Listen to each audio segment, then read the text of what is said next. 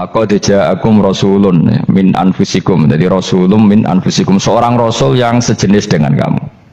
Terus azizun, orangnya sangat terhormat. Alaihi ma'anitum, rasul ini siap menanggung apa yang kalian tidak mampu.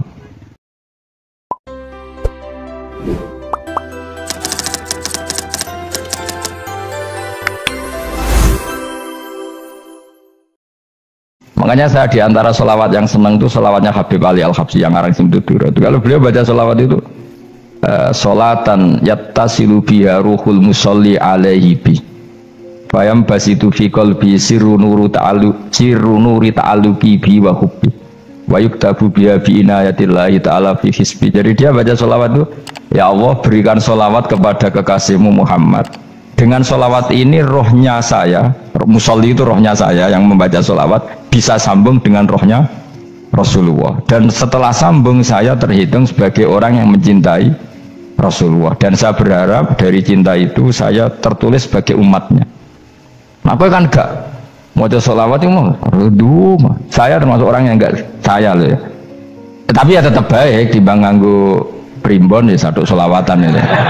Tapi boleh punya etika lah dengan Rasulullah itu. Kalau dungo nyifati Nabi yang banyak, ya baru keinginan. Kan banyak itu sholawat yang seperti yang saya misalnya di kitabnya Sayyid Muhammad ada Allahumma sholli ala sayyidina Muhammad nuri kalam alladzi. Wah, nyifati Nabi itu sampai panjang lebar baru menceritakan hajatnya. Kalau kamu kan enggak nyifati Nabi basa-basi, mau sidik mana. Malah kadang orang sholli ala Muhammad. Kok ala Muhammad muni sayyidina aja disoal. Misalnya terus dari kutungannya panjang. Saya termasuk yang enggak setuju karena itu menurut saya kurang etika. Makanya Rasulullah itu kalau berdoa, kalau sudah nyifati Allah, coba tak beri satu contoh saja doanya Nabi. Alhamdulillahi hamdan yuwafi ni'amahu wa yukafi'u mazidah ya Rabbana lakal hamdu kama yanbaghi li jalali wajhika 'azimi sultanik la nuhsi thana'an 'alaika anta kama asnaita 'ala nafsik. Itu sudah berapa itu nyifati Nabi? Itu belum doanya tuh. Nah, kamu kan enggak Allahumma alhamdulillah rabbil alamin Allahumma ya Allah di hajati gremeng tok titik seramutu kan jan gak bakat wali. Nah cara kula iku sisih dene kula yo sering ngamini dongane wong ngono tapi ning atiku amin itu maksudnya amin barno mawon Gusti. Nanti aku amin tapi amin ku barno mawon Gusti wong ora jelas betul. Jadi aku muni amin tapi amin barno maksudnya ya Allah barno amin maksudnya. Jadi karena tadi setahu saya doanya para nabi, para wali itu memang seperti itu. Ya coba itulah doa tadi aja yang saya sebut itu berapa kalimatnya? Apa? Alhamdulillah hamdan yuwafi ni'amahu wa yukafi mazidah ya Rabbana lakal hamdu kama yanbaghi li jalali wajhika 'azimi sultanik la nuhsi thana'an 'alaika anta kama asnaita 'ala. Enggak terhitung pujian saya kepada engkau sebanyak engkau memuji pada diri engkau sendiri.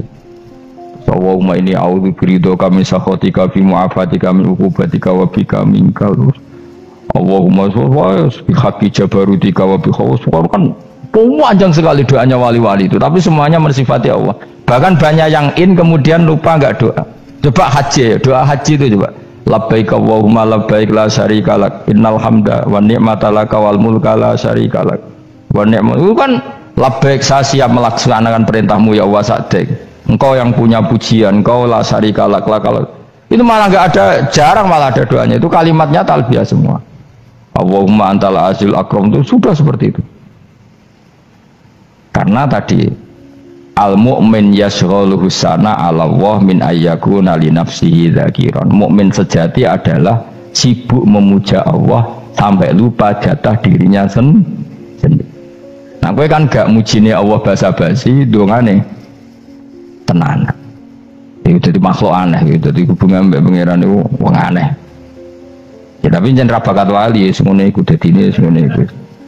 Ya tok ngono kok mari wali kakean malah gak elit. Jadi tapi saya mohon itu di sholawat itu usahakan jumlah paling enggak jumlah sholawatnya banyak, doanya sedikit. Paling enggak misalnya kamu tidak punya kalimat yang apa baik ya mau sholawat ping 100 itu gak ada salah biar guling-gilingan apa kita menyebut kekasihnya Allah lebih banyak ketimbang kita menyebut hajat kita sendiri. diri ya gitulah, paling tidak punya etika seperti itu ya. Kalau kamu nggak punya sewot-sewot sing keren, bacalah selawat berapa 100 terus cerita awam Gusti utang kula kathah mungkin raja wis roh ngono saya. Tapi kan kita menyebut kekasihnya sampai 100, nyebut utang bisa. No cowok nyebut kekasih bisa, nyebut utangin 1. Berarti yang nak ditakoki pangeran, kowe nyebut kekasihku piro pisan, nyebut utang 100, dasar rayu utang ngono-ngono. Ya ada, saya termasuk orang yang nggak setuju tadi. Jadi kalau redaksi sholawat cari yang mujinya Nabi lebih lebih banyak, karena itu nanti lebih diridhoi Allah Taala. Coba Allah sendiri kalau nyebut nabinya itu hitung saja. Laqad ja'akum rasulun min anfusikum. Jadi rasulun min anfusikum, seorang rasul yang sejenis dengan kamu. Terus azizun, orangnya sangat terhormat. Alaihi ma'anitum, rasul ini siap menanggung apa yang kalian tidak mampu. Kowe ra bakat mlebu swarga baru kaya syafaate Nabi akhirnya mlebu swarga. Kowe ra kelar korban, Nabi tahu mengorbankan kita semua. Dokha Rasulullah bikabsaini, terus hada an ahli wa hada amman lam yudokhi min mati. Jenenge alihima anitum, Nabi menanggung apa yang kalian berat. Azizun, Nabi itu ali, terus harisun alaikum, Nabi sangat berkomitmen menyelamatkan kalian. Haris itu keinginan yang berlebihan, itu jenenge apa? Haris, kayak kuno namanya nih ngungseng, keinginan yang over. Nabi itu sangat berkeinginan kita ini maslahat. Terus bil mukminina raufur, Allah yang super saja kalau nyebut nabinya nyifati sebanyak itu. Ada ayat lagi misalnya, Rabbana wab'ats fihim rasulam minhum yatlu alaihim ayatika. Muhammad itu siapa? Seorang rasul yang membacakan ayat-ayat Allah. Wa yu'allimuhum, seorang rasul yang mengajari mereka alkitab wal hikmah. Wa yuzakkihim, seorang rasul yang membersihkan akhlak-akhlak kita. Jadi artinya Allah punya tradisi kalau nyifati rasul itu banyak. Juga nyifati orang-orang sekeliling rasul. Makanya menurut saya madhab Syiah itu enggak pas. Karena Allah kalau nyifati Rasulullah itu jika nyifati orang-orang di sekeliling Rasulullah, dan itu dengan pujian, yaitu Muhammadur Rasulullah walladzina ma'ahu asyidda walal kufar ruhama'u bainahum tarahum ruk'an sujada yabtaguna fadlan minallahi warid wa nasimahum fi wujuhim min atharis sujud. Itu kan panjang sekali, dan orang-orang sekeliling Muhammad adalah begini. Kayak apa Allah muji para ashabu Rasulillah? Masa kita ikut kelompok yang menghina ashabnya Rasulillah? Makanya kita tetap madzhab ahli sunnah wal jamaah, yaitu mencintai semua sahabat, karena Allah saja yang Tuhan mensifatinya dengan sehormat itu, mensifati ashabu Rasulillah, disifati orang-orang yang saling kasih sayang sama orang mukmin. Tarahum ruk'an, sujud dan komitmen hidupnya untuk rukuk dan sujud. Simahum fi wujuhim min asari sujud. Sudah asari sujud tidak usah diterjemah, nanti sensitif. Cuma setahu saya asar sujud itu nanti setelah di akhirat orang sering sujud itu jabahnya itu ada nurnya. Tapi kalau ada yang nafsirkan asari sujud itu warna tertentu ya semboy, itu sensitif. Yang jelas asari sujud itu ya sudah seperti itu. Seneng kamu kok kasut. Kowe nyen provokator, nah ono apa ya? Ada hal yang begitu terus mau berlebihan. Teke yakisimun. Aku lah ada kepentingan, pokoknya ayat si mahum fi wujuhim min asaris sujud, bahwa dalam jabahnya itu ada asaris sujud. Itu masyhur kan, saya terangkan ya, tapi gue jauh sensitif loh, biasa wae. Suatu saat Rasulullah itu ngendikan begini, nanti saya kata Nabi akan nyafati kalian semua. Sahabat-sahabat tanya, ya Rasulullah dengan sekian miliar orang bagaimana kamu mengenali kita? Saya ulang lagi, suatu saat saya nanti akan nyafati kalian karena saya kenal kalian. Maksudnya di akhirat. Ya Allah, di akhirat. Terus sahabat tanya, ya Rasulullah bagaimana engkau mengenali kita sementara nanti di akhirat bermiliar-miliar orang gitu. Terus Nabi ngendikan gini, jika kamu punya unta dengan tanda tertentu, saya ulang lagi, jika kamu punya unta punya tanda tertentu, dalam jidatnya ada begini, dalam tangannya ada gini, dalam kakinya ada gini, maka apa kamu bisa membedakan untamu dengan unta orang lain? Ya bisa ya Rasulullah, karena unta kita khas. Misalnya kaki depannya ada putihnya, kaki belakangnya ada putihnya, dalam baduknya ada putihnya. Kata Nabi, Inna ummati yud'auna yaumal qiyamati hurran muhajjalin min asaril wudu. Nanti umatku nanti wajahnya juga bersinar, tangan kakinya juga bersinar. Jadi asar itu saya pastikan secara riwayat itu akhirat, maksudnya tentang akhirat. Tapi bahwa yang di dunia ada yang memulai asar itu nggih monggo mawon. Loh itu bagus kan, artinya ekspresi percepatan. Enggak apa-apa loh, daripada kok kowe ora jelas ini gitu. Maksudnya ya orang ngetok kowe pancen jarang sujud tenan. Wis ora usah sensitif, tapi yang jelas ya nanti. Ya sampean kiamat ruang samu. Nanti hisab itu nanti kalau hitung hanya sekitar 3 jam. Hisabnya sak dunia itu hanya sekitar, karena malaikat itu tidak kesulitan sama sekali. Tak warai ya. Ini nggak akan salah saya dalam hal ini karena riwayatnya sahihah. Kenapa hisab itu hanya butuh rubu'un nahar, 1/4 dari siang enggak? Anggap saja siang itu 6 jam atau 12 jam, itu aja terserah. Kalau 12 paruhnya kan 6 ya. Seperti 1/4-nya berarti 3. Itu gini. Jadi nanti di mahsyar itu kan yauma tabyaddu wujuh wa taswaddu wujuh. Yaudah yang kafir itu gelap, hilang. Wajahnya, tubuhnya semuanya gelap. Yang mukmin itu semuanya terang. Jadi sudah yang tabyaddu wujuh atas suatu wujuh otomatis terus nyingkap, terus pergerakannya itu delala yang tabyaddu wujuh itu ke kanan, yang taswaddu wujuh ke kiri. Maka kamu jangan punya sinar yang kelap-kelip, nanti kena bego yang karena nggak jelas lagi. Maka kamu harus sinarnya yang sejelas-jelasnya, hurran muhajjalin min asaril. Bila perlu nur kamu sampai menembus langit saat itu. Makanya ketika orang mukmin sudah nurnya ada di muka, ada di tangan, masih ngendikan Rabbana atmim lana nurona, karena takut masih kena bego tadi. Karena kalau hanya wudhu tok, sikil tok kan, bayangkan di miliaran orang kan bisa agak kelihatan. Tapi kalau nurnya sampai nembus langit kan, itu siapa kok nurnya sampai, kan malaikat langsung tahu. Makanya hafal Quran, alim kan insya Allah nurnya itu. Sama zaman itu masih berdoa Rabbana atmim lana, sempurnakan nur kami. Karena nanti identifikasi malaikat berdasar tadi, kalau ada nur berarti diletakkan ashabul yamin, kalau nggak ada nur ashabul shimal. Nah malaikat yang dibawa bigo itu kira-kira detail nggak? Dugaan saya kalau kelap-kelip pasti kena simal. Wah ini partai kiri, mesti kan. Pemenang yang wudhunya mau dulet sirah tok sidik. Karena anak madzhab Syafi'i. Sebetulnya meskipun tuh sebaiknya kalau basuh sirah itu kabeh ben ora kelap, mana aneh pepesan terus dulat-dulet tok. Iku sebenarnya ya kelap-kelip. Ya sudah ya. Setelah itu kata ngendikane pangeran yu'raful mujrimuna bisimahum fayukhadu bin nawasi wal aqdam. Orang-orang pendosa kelihatan maka diletakkan di kiri. Nah sama yang orang-orang baik simahum fi wujuhim min asari. Jadi ayat itu jelas tentang akhirat. Tapi kira usah terus provokasi. Seneng kamu kok ya khisimun, maksudnya provokator.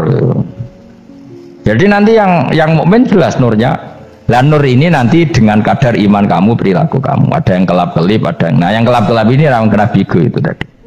Nanti setelah kena bigo ikut ashabi simal, yang kelap-kelip disortir lagi malaikat yang bagian detail kan ada nanti. Nah ini terus ditubir neraka. Yang kafir bener-bener neraka, yang ini ditubir neraka. Nah, itu nanti ini yang ngel-ngelok kanjeng Nabi digoleki ya ini itu. Mana sakit kanjeng Nabi, mana ono kiai soleh darani nek iso soleh dhewe sakit Nabi mergo terus goleki endi umatku sing kelap-kelip terus dicari disyafaat. Ya imma langsung dituruti Allah wa imma diubasikne neraka. Ya terserah rencanamu piye kon kowe. Tapi yang jelas apa? Kiamat itu cepat sekali karena tadi ada identifikasi tadi. Makanya hanya cukup 3 jam karena tadi yang jelek kelihatan jelek, yang baik kelihatan baik. Makanya cepat. Ya araful mujrimuna bisimahum, orang pendosa dikenali lewat alamatnya yaitu taswaddu apa? Wujuh. Kalau orang baik dikenali lewat tabyaddu wujuh. Nah terus setelah nyingkir, ini ngono tak warai kiamat. Setelah nyingkir itu faduri babenahum bisuril lahu bab. Setelah tersingkir tadi terus lalu ada pintu penghalang, pintu pemisah. Nah pintu pemisah tadi yang sisi kanan langsung jadi surga, yang sisi kiri jadi neraka. Itu disebut faduriba bainahum bisuril lahu bab batinu fi rahmatu wa dhahiruhu min qibalihil adab. Yang pintu arah kanan otomatis wilayah surga, yang pintu kiri otomatis wilayah neraka. Nah, problemnya ketika penutupan pintu itu dah yang kelap-kelip itu katut kemana ini yang makanya kamu jangan malok partai yang apa? Kelap-kelip yang nggak jelas itu koalisi kemana ya? Kalau partai besar kan iso nyalon presiden, partai kecil ini kan ikut mana ini kan? Sing sak ngisore 1%, 2% ini kan repot. Loh, coba misalnya nur kamu 2%, berarti gelap kamu kan 98%. Kira-kira malaikat mengkategorikan kemana coba? Ayo jawab. Gelap. Loh, kode semangat. Padahal itu bagian dari kamu. Kalau satu tubuh itu sinarnya hanya 2%, kira-kira kategorinya itu partai gelap, partai terang. Kode semangat kok ya ini. Berarti kegaruk kemana? Kiri. Tapi bisa saja malaikat cara berpikir gini. Tapi kok ada cahayanya ya? Padahal kata Allah yang bercahaya ashabul yamin, kan nggak ada bilang cahaya terang. Bisa saja malaikat alhamdulillah berpikir begitu. Ya nanti kita rayu saja supaya berpikir ini kan yang penting ada cahaya. Kan Allah tidak bilang terang apa kelap-kelip. Ya mungkin saja asal ada cahaya dikategorikan lahu nur, punya apa? Nur. Tapi yang jelas saat itu pun yang sudah punya cahaya masih berdoa Rabbana atsmim lana nurona, ya Allah saya mohon sekali nur-nur kami sempurna.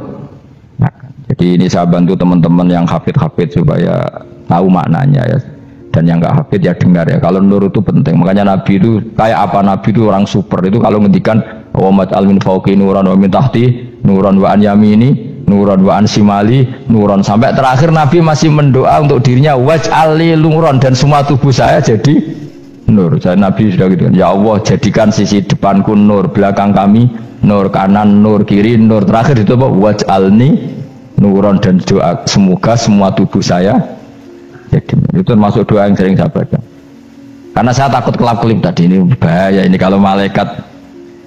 Saya tidak tahu cara berpikir malaikat tadi, apa ngitung 98% maka dikategorikan apa? Gelap, apa dihitung nurnya saja? Wong instruksinya Allah kan yang ada nur ashabul yamin, meskipun gelap-gelip kan punya nur. Saya tidak tahu nanti ikut 2% ikut mana kalau di partai koalisi itu? Ya, ikut yang menang biasanya, ikut yang apa? Ya paham ya, makanya saya mohon kalau wudhu itu usahakan sempurna, terutama wudhu sholat. Kalau nggak wudhu sholat itu sebaiknya nggak sempurna, supaya ada bedanya wudhu sholat sama wudhu tidak sholat. Rasulullah itu masyhur gitu ya. Rasulullah itu kadang tawaddu'a wudhu'an khafifan, wudhu yang sederhana, yaitu hanya sekali-sekali dan tidak sempurna. Ketika ditanya as-sholat ya Rasulullah, tidak. Misalnya saya habis makan mau tidur biasanya ya wudhu, tapi tentu tidak perlu sesempurna kayak wudhu sholat, biar ada bedanya. Rasulullah juga gitu, beberapa kali beliau wudhu tapi tidak sesempurna wudunya untuk sholat. Masyhur itu di riwayat tawaddu'a wudhu'an khafifan duna wudhu'ihi lis sholat. Tapi kalau wudhu untuk sholat asbaghal wudhu, menyempurnakan wudhu. Jadi supaya ada bedanya wudhu sholat dan wudhu tidak sholat. Saya gak wong sore ngaji podo kabeh. Abu Bakar ya gitu, ana wong poso sunat kok nyediakno buka dimarahi. Istrinya pernah nyediakan buka beliau untuk puasa sunat, itu embernya dipecahi Abu Bakar. Ditanya kenapa gitu, apakah kamu akan menyaingi Ramadan? Jadi gak boleh memperlakukan puasa sunat kayak Ramadan. Ya biasa saja kalau puasa sunat wah buka kolak apa Ramadannya ya iri tuh, ini gimana kok saya disaingi ini. Jadi kabeh itu ada proporsinya, ada apa? Makanya megang Quran ya wudu, megang wudu. Nah kabeh gitaran terus wudu, pengiran tersinggung, piye kok menjegal gitar wudu. Jadi gak boleh kebaikan disaingi, itu juga gak boleh. Bapak gue sergap wudu sampai nyekel gitar. Quran tersinggung, wah semen ibu gak semen kan. Malaikat panitia kan ya tersinggung. KB itu kan ada proporsinya, apa? Ada proporsi. Itu hebatnya Rasulullah. Jadi kalau beliau wudu, bahkan wudu itu wudu li sholat sama tidak sholat itu. Misalnya sholat sunat itu kamu mampu ngadeg boleh nggak duduk? Boleh. Kalau sholat fardu nggak boleh, biar ada bedanya. Fardu itu spesial, nggak boleh harus berdiri. Kalau sunat pun harus berdiri. Fardu tersinggung. Iya sunat kok nyaingi aku kan gitu kayak. Ya makanya sholat fardu wajib berdiri ya. Sholat sunat boleh duduk meskipun mampu loh ya. Nggak boleh sama. Sholat sunat pun harus berdiri. Berarti ada sunat menyaingi fardu. Ya jelas ya. Jadi aturan main itu harus jelas. Nggak boleh. Makanya Abu Bakar itu nggak mau kalau ada orang puasa sunat kemudian apa? Abdullah bin Mas'ud lebih parah. Dia itu tukang nyuwepeng orang yang selalu sholat duha. Makanya saya itu duha itu jarang karena takut kena sweepingnya siapa? Abdullah bin Mas'ud. Itu ada orang khusyuk tiap hari duha disweeping sama dia. Apakah kamu menjadikan sholat ini jadi fardu? Kok mbok lakoni bedino? Awas nampak lakoni bedino. Di era akhir duha dilakoni bedino. Perkara ini butuh duit. Itu kalau zaman Abdul Mahmud kena sweeping apa? Karena berarti menandingi far. Yes, biar usah anut ilmu ku bahaya itu sensitif.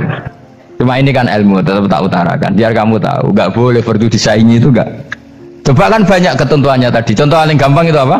Kalau sholat fardu boleh, nggak boleh apa? Duduk. Sholat sunat boleh duduk. Sholat sunat boleh di kendaraan sesuai jalannya kendaraan. Nama tawajjahat bi rohilatu. Kalau sholat fardu, kalau kamu naik unta harus turun untuk memastikan di kiblat. Jadi banyak sholat sunat kamu dalam keadaan najis sudah tidak boleh dilakukan. Kalau sholat fardu, karena saking pentingnya fardu, meskipun dalam keadaan najis tidak menemukan alat sesuci harus tetap sholat. Jadinya sholat dihormatil waktu, karena nggak boleh fardu ditinggalkan. Meskipun nanti harus iadah, karena nggak boleh mengalahkan fardu meskipun itu oleh najis. Jadi misalnya kamu pergi hanya bawa satu celana, kemudian di terminal atau apa kena najis, kena uyah sampean misalnya, kamu harus tetap wudu dan sholat, karena nggak boleh fardu ditinggalkan. Meskipun nanti harus iadah, karena sholat kamu tidak sempurna. Dalam keadaan celana kamu najis, boleh nggak sholat sunat? Oh nggak boleh, karena kalau fardu itu darurat, memang sesuatu yang harus maka dilakukan. Tapi kalau kamu dalam keadaan nggak suci, nggak boleh melakukan sholat apa? Sunat. Karena fardu itu spesial apa? Spesial. Bon kalau terus nanya. Wamtazil yauma ayyuhal mujrimun. Ya, jadi orang mujrimun harus terpisah dari orang apa? Mukmin. Dan yang keharusan itu ketika di surga. Tapi kalau di dunia ya boleh muamalah boleh. Ya muamalah yang halal maksudnya.